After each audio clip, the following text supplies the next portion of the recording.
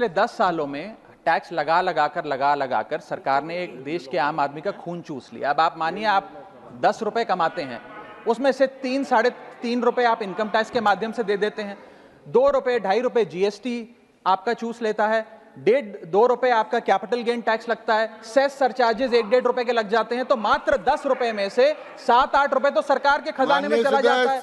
तो आम इंसान को मिलता क्या है, आम आदमी को मिलता क्या है? और सरकार जो हमसे इतना टैक्स लेती है उसके बदले में सरकार हमें देती क्या है? कौन सी ऐसी अंतर्राष्ट्रीय सेवाएं, world class health care, education, transport सुविधाएं सरकार बदले में देशवासियों को देती है? मैं ये भी पूछना चाहता हूं। इसीलिए आज मुझे ये कहने में बिल्कुल भी गुरेज नहीं है that sir we in India today pay taxes like England to get services like Somalia.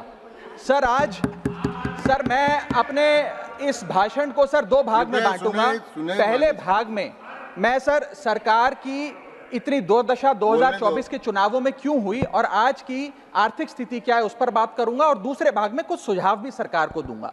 Sir पहले 2019 में भारतीय जनता पार्टी की 303 सीटें थी।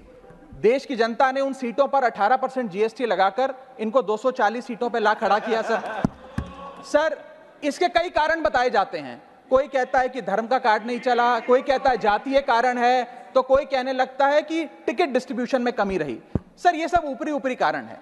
मैं 3 कारण बताता हूं जिस वजह से भारतीय जनता पार्टी की ये दुर्दशा हुई। पहला कारण इकोनॉमी, दूसरा कारण इकोनॉमी और तीसरा कारण भी इकोनॉमी।